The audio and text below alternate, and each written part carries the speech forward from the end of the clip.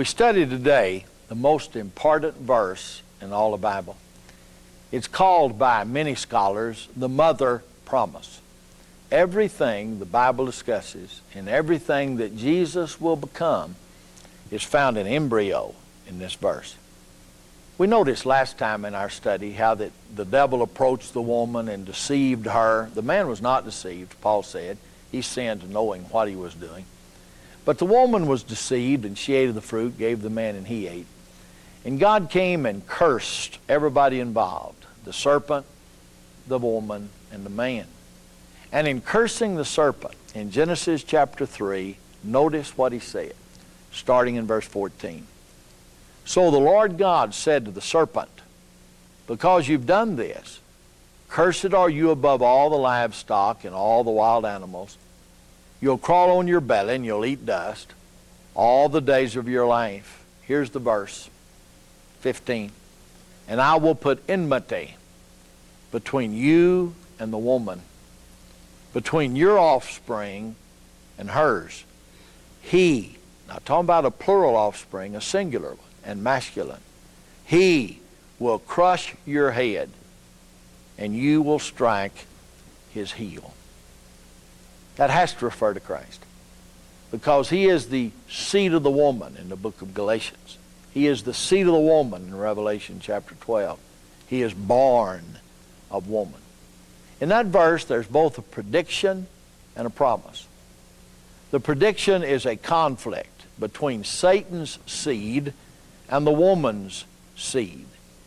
And the promise is victory for the woman's seed. Let's look at that verse and define some terms that are used there so that we'll understand what we're looking at. God says, I will put enmity between thee and the woman. What does that mean? It means ill will, hatred, strife. It implies warfare. There's going to be a war, strife, ill will, hatred between the godly and the ungodly. He said, I will put that enmity between your seed and her seed.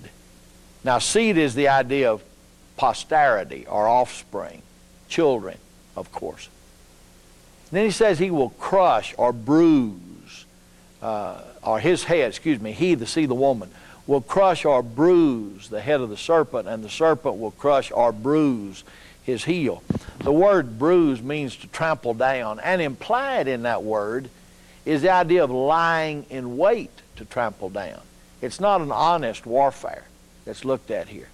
It is the lying in wait in order to jump upon, to crush, or to trample down. And it says that the seed of the woman will do that to the head of the seed of the serpent. The head is the superior position. Here is signifying the object of power and control and authority. That's like Jesus says that he is the King of kings and the Lord of lords, that all authority hath been given unto him, and he's called the head of the church in Colossians chapter 1 in verse 18. So there's the idea of rulership or authority. But then it says Satan will bruise the heel of the seed of the woman. That's a much lesser position. If my head is crushed, I'm dead. If my heel is crushed, I'm crippled. And crippled is better than dead. And so all that Satan will be able to do to the seed of the woman is cripple temporarily. All he can do is kill my Lord. My Lord will come out from the grave. Only thing he can do is kill me. I will come up from the grave. He can only bruise the inferior position, the inferior part of the seed of the woman, while his life will be taken from him. Now what we need to see, and the aim of today's lesson, is to become aware of three things. Number one, to become aware of the viciousness of Satan and his intent to harm that seed. But then to become aware of a power that we possess, that we are helped by, that is greater than the power of Satan. Then last of all, to understand that God's purpose will be providentially carried out. Nothing, and underline it, nothing will stop God's progress toward his goal. Satan is told. Satan is challenged to a warfare by God. He says, I'm going to put a war. I'm going to put enmity, ill will, hatred, strife between you and this woman, between your seed and her seed. He will bruise your head. You will bruise his heel. Satan knows that one child from this woman is who he must beat. One day there'll be a child from this woman that if he does not beat him, he is lost eternally and forever this struggle. Now, Satan is not omniscient. He does not know everything. And so he doesn't know which child of this woman will be the one. So immediately he begins to attack the two children they have, Cain and Abel. Abel is a righteous man and Cain is a profane man. They both brought a sacrifice to God. What they brought was acceptable. The attitude in which they brought it, one was acceptable and one was not. Abel's offering, according to Hebrews 11, was done by faith, and Cain was not. Cain's was done evidently keeping the rules, by legalism, and not by faith. God burned up. Somehow he honored Abel's sacrifice and didn't honor Cain. I think he burned up Abel's and didn't burn up Cain's. That made Cain angry, jealous too. And so he killed his brother Abel and buried him in the soil. Hell is laughing because Abel, the righteous son, has been killed, and Cain, the profane, wicked son, is the only one left alive. Hell laughs too quick because God begins to tell a story that he'll tell throughout the rest of the Bible. I like to call that story Saved by One, because God will always raise up one person that will save that seed line so that the seed of the woman will come and bruise the head of the devil. You remember the story. Adam knew his wife Eve, and Seth was born. Seth is a righteous son again, and Cain a profane son. For a good long while, the godly line of Seth and the ungodly line of Cain was separate. And you'll read this, and we'll study it next time in Genesis chapter 10. But they're separated for a good long while. And then finally I read that the sons of God, that'd be the godly line, looked on the daughters of men, that's the ungodly line, that they were fair. And they took them wives. I don't know if that means just intermarriage or intermarriage and polygamy. But they took them wives of whomsoever they chose, and the thought of man's heart, the thought of every man's heart, became only evil, and that continually. And so God said, I will destroy every living soul that breathes. Now let's hold that there just a minute. We'll come back to that. Isn't it interesting that when the godly indiscriminately marry the ungodly, that the ungodly went out? That dirt will predominate over cleanness. Right outside of Interlaken, Switzerland, there are two little streams that flow side by side. I've never been there, so I don't know how far they're separated.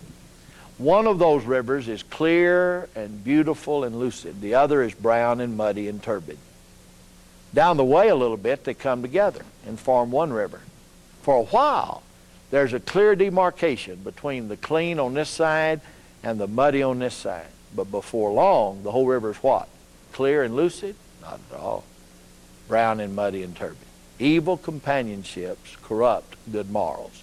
Only three things you can do with evil companions: become like them, convert them, or leave them alone.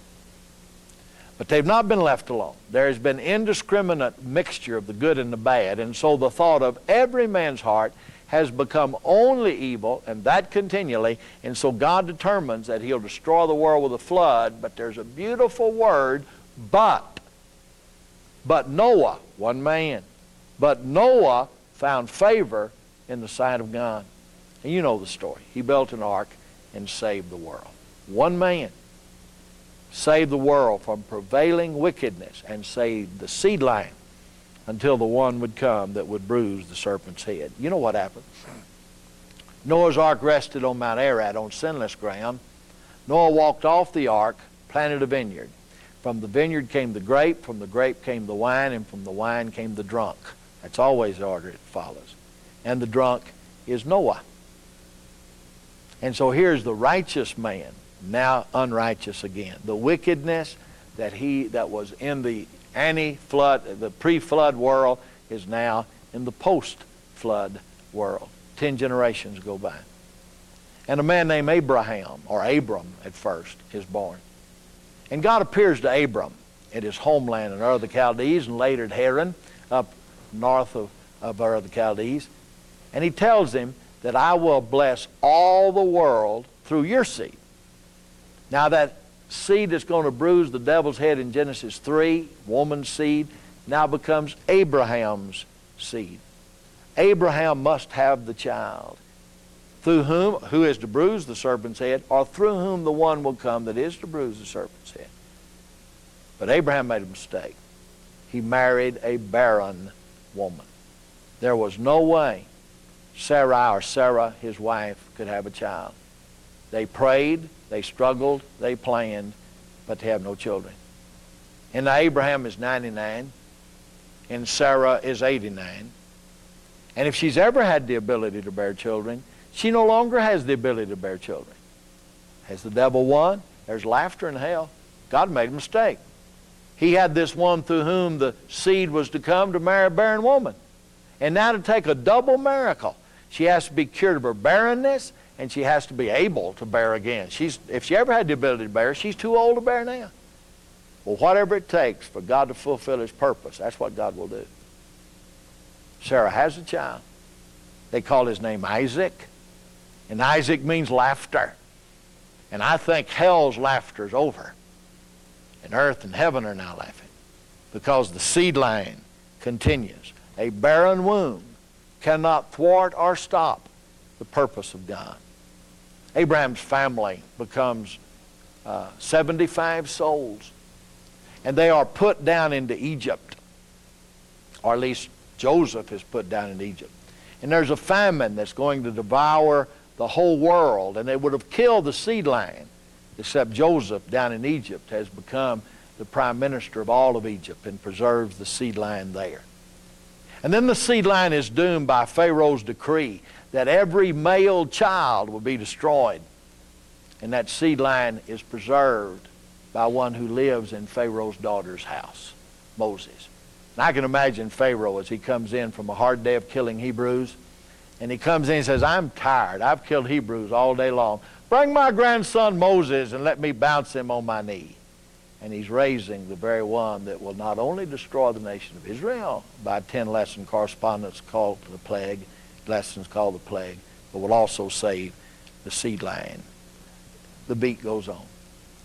And finally, of all of the tribes of Jacob, the tribe of Judah in Genesis 49 is chosen to be the seed line tribe. And of all the families in Judah, the family of David is chosen to be the seed line family. And then finally David becomes the king of all the world. And he has tried to be, Satan tries to kill him by Goliath and by Saul and by Absalom. But God preserves his life so that the seed line would come through him, and then promises him in 2 Samuel chapter 7 that his line will be the line through whom the Messiah will be traced. And because of that, his seed line comes to be called the royal seed. And then the nations divide into Judah on the south and Israel in the north. And David's line rules down in Judah, and 9 ungodly lines will rule in Israel. One of those lines is the line of Omri. And the chief in Omri's nation is Ahab. And he marries a wicked woman named Jezebel. And they have a wicked daughter named Athaliah. And then the son of Jehoshaphat, Jehoram, marries. Jehoshaphat's king of Judah, righteous king. The righteous king's son marries Athaliah, the second most wicked woman that ever lived. Her mother Jezebel's number 1. She learned well from Jezebel. She's wicked woman number 2. She brings the worship of the fertility god Baal into the very house of God in Jerusalem. Her son Ahaziah, is killed on the field of battle by Jehu, the fast chariot driver. We'll study this later.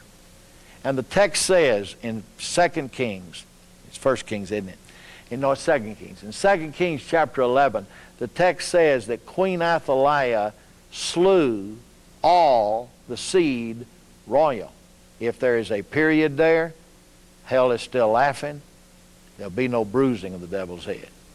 It said she slew all the seed royal except Joash, whom the queen's servant Jehosheba took and hid, being 1 year old. Had Athaliah killed one more child, had she just killed this little 1-year-old baby, Satan would have won. And Christ's head, God's head, would be bruised. God would have lost. God can't lose. You see, Satan did everything he had to do but what he had to do. He had to kill this boy, and he couldn't because God preserved him. God's purpose cannot be thwarted by an evil woman's plot. The beat goes on. And in a period of time, Hezekiah becomes the king of Judah. Hezekiah is a righteous man. Hezekiah must die. He has a sickness. So God sends Isaiah the prophet to tell Hezekiah, set your house in order, for you'll die and not live. And Hezekiah does what seems at first a rather strange thing. He turns his face to the wall and prays to live. I used to wonder, why is he praying to live? To die and go be with Christ is better by far, Paul said in the book of Philippians. Why is he praying to live? Well, God tells him he can live. Isaiah goes back and tells him he'll live 15 more years. And when he dies, I found out why God did all this. Because when Hezekiah dies, Manasseh, his son, takes the throne and is 12 years old. There's no seed line. Hezekiah's not praying for himself. He's praying for the seed line. He's praying for the woman's seed to come and bruise the head of the serpent. God's purpose cannot be thwarted by illness. The beat goes on. Israel goes into Assyrian captivity in 722 BC, and Judah goes into Babylonian captivity in 586 BC. And finally, the Persian Empire takes over from the Babylonian Empire. And there's a king of Persia called in their name Xerxes, called in our Bible Ahasuerus. Ahasuerus goes and fights against the Spartans and fights to a tie at Thermopylae and comes home, and his generals are depressed and he's depressed, and so they give a great feast to overcome all that, and they all get drunk. And he calls for his beautiful wife Vashti to come, and this is in the book of Esther. He calls his beautiful wife Vashti to come and dance before him, but she will not. So he banishes her in a fit of drunken rage from the empire. When he sobers up, he misses Vashti, for he loved Vashti. He had hundreds of wives in his concubine, but he loved this one. After going around the palace sad for a while, one of his counselors says, have a beauty contest and find another one you can love. By the providence of God, he has a counselor named Mordecai who has a niece or cousin named Esther, who he enters into the contest. And by the providence of God, this woman, this little Hebrew maiden Esther, becomes the queen of Persia. And we wonder why. We find out why.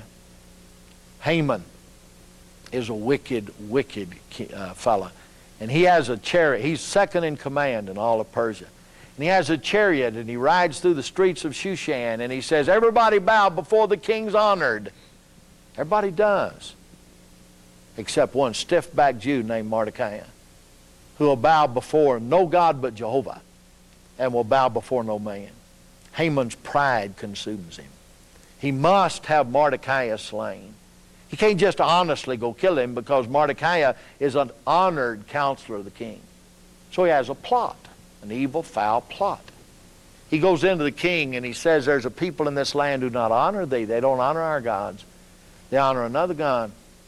Said they're numerous. If our enemies come, they'll ally maybe against us and we'll be defeated. He said, we got to kill them. And the king agrees. So they make a law that on a certain day all the Jews will die.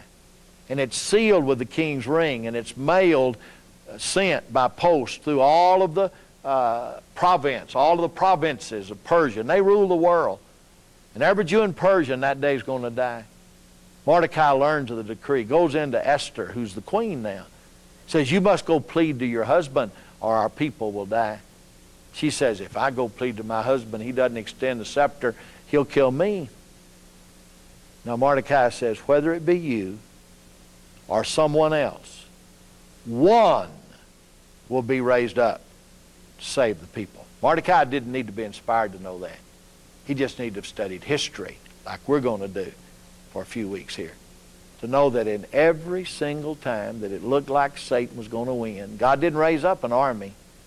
He raised up one single person who would save the seed line. Esther says, you may be right. I'll go talk to the king. And if I die, I die. She goes in and talks to the king and says, I want to give a feast tomorrow night just for you and for Haman. I don't know why she wanted to wait. God put it in her mind. That night, her husband cannot sleep. He calls for history to be read to him. That makes a lot of people go to sleep. He called for history to be read to him. And they're reading along there, and they find out that there was a plot to kill the king, and Mordecai uncovered the plot and had the guys that were plotting to kill the king killed. The king doesn't want to sleep, wide awake. He says, anything been done to honor Mordecai? And the fellow says, no. See, Mordecai didn't need honor. He served the king. At that very moment, boy, God keeps a good appointment book. At that very moment, Haman walks into the antechamber. Who's there? Haman. Come in, Haman. Said, there's a man in this empire that served me greatly that's never been honored like he's been honored. What do you think we ought to do? Now, Haman believes it's Haman. So Haman said, well, I'd put the king's ring on his finger, and I'd put the king's robe on his back, and I'd put him on the king's horse. And I'd let the second best man in all the empire lead him through the streets and say, everybody bow before the king's honored. And the king said, that's a good idea. As a matter of fact, since you thought of it, you can lead the horse. Said, you put the ring on Mordecai's finger, and you put the robe on Mordecai's back, and you put Mordecai on my horse, and you lead Mordecai through the street. And you say everybody bow before the king's honored. He did it, but he didn't like it. At the end of that day, he built a gallows 60 feet tall. He wanted 45 feet tall. He wanted everybody to see Mordecai swing. That night, Esther gives the feast, unfolds his plot, and Ahasuerus can remember Haman's dour face. He knows about the gallows, and so he has Haman hung on his own gallows. And he says the Jews can still be killed on that day, but if anybody wants to kill Jews, they got to first of all kill the Persian army, because the Persian army is going to protect the Jews. Every year since then, the Jews have observed a feast called the Feast of Purim that honors the salvation of the nation by Esther. But what it really honors is the seed line was preserved by this one woman so that the Christ would come. And on the story goes. Until finally a woman is pregnant, having never known a man. A virgin, still a virgin, is going to have a child. Satan knows this is the one. This is the one I must kill. He tried to kill him in Bethlehem, and Joseph carried him to Egypt. He tried to get him to sin in the wilderness, and God preserved him, and he quoted the word. And over again, the devil tempted him. And finally, he made his back look like hamburger meat with the whip, made his head a pincushion with the thorns, and made the blood and spittle flow down his face equally mixed, and hung him on a tree, on a cross between heaven and earth, as if he were unfit for neither one, as if he were not fit for either one of them. And finally forsook him, and the sky blackened, and Satan had his day. Death and Satan tried their best, or if you will, their worst, to get Jesus to sin from that tree. And all he said is, Father, forgive them. It is finished. Into your hands I commend my spirit. And he bowed his head on his chest, and hell quit laughing. Because since the children are sharers in flesh and blood, he also himself partook of the same, that through death he might bring to naught him that had the power of death, that is the devil. He might deliver them who through fear of death were all their lifetime subject to bondage. Hebrews 2, verse 14 and 15. Jesus, by dying, killed death and took away the power of Satan and bruised his head. But the fight goes on. In Romans 16, 19, and 20, God says to us, I would have you wise unto that which is good and stupid about that which is evil. And the God of peace shall bruise Satan beneath your feet shortly. We still, by our godly life and by our godly death, are bruising the serpent's head. Now we'll have to discuss the rest of this in the next lesson, because we haven't talked about the aftermath of this. We haven't talked about the consequences of this. We'll talk about that in the next lesson along with another thing. But I've got something I want to say at the end. So many times we think too little of the devil's power. And he comes in the temptation and we don't even know he's there, and he defeats us. But equally dangerous is to think too much of the devil's power. He that is in you is greater than he that is in the world. And we have victory over Satan. I want to talk about that next time. I want to talk about Jesus' victory over Satan more fully. I want to talk about the church's victory over Satan more fully. Because we are more than conquerors through him who loves us. Don't ignore the devil. He walks about roaring as a lion, seeking whom he may devour. The next verse says, whom withstand in your faith. I can defeat the devil. And you can defeat the devil. And the victory that overcomes the world is our faith. The one who overcomes the devil is Jesus. Jesus in you, Jesus in me, and we'll meet the devil in hand-to-hand combat day by day, and his head will be bruised again and again and again as faithful men and women die and go to sing redemption's song in heaven's sweet city. I can hardly wait till next time when we discuss Jesus's and our victory over Satan. See you then.